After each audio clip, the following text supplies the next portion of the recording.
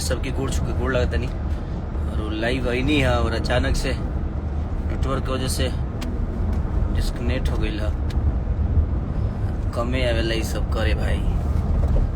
तो राजा राम के बारे में बताओ तनी कि राजा राम बहुत सारा हॉल में नहीं खेल लागल रीजन की भूल भुलैया 2 और सिंघम अगेन ओके वजह से प्रॉब्लम बा थोड़ा सा।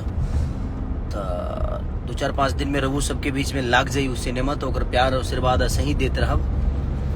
और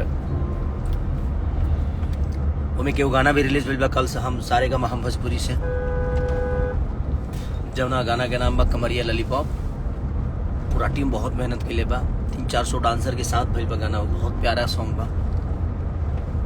और आज भी एक गाना रिलीज भइल बा बोका म्यूजिक से लटक जइबा जना में कि आकांक्षा पुरी जी और शिल्पी राज विनय विनायक जी कृष्णा बेदर्दी हम सब लोग मिलके और लकी विश्वकर्मा सब लोग मिलके बड़ा प्यारा मेहनत के लिए बा। और गाना बहुत प्यारा बा बहुत प्यारा हमारा फेवरेट गाना है। तो ऐसे ही प्यार और आशीर्वाद देते रही रुआ। कमरिया लॉलीपॉप के लटक जीवा चुम्मा चुम्मा दे दा। और राजा राम के पूरा टीम के दिल से धन्यवाद कि कल पब्लिक रिव्यू देख के बड़ा अच्छा लगल जे हमनी के कुछ बेहतर कैले बनी जा। सभे जे भी हॉल से निकल सभे बहुत तारीफ कल कि नहीं बहुत प्यारा सिनेमा बनल बा। तो ऐसे ही प्यार और आशीर्वाद देते रही रुआ सभे। Love you all thank you.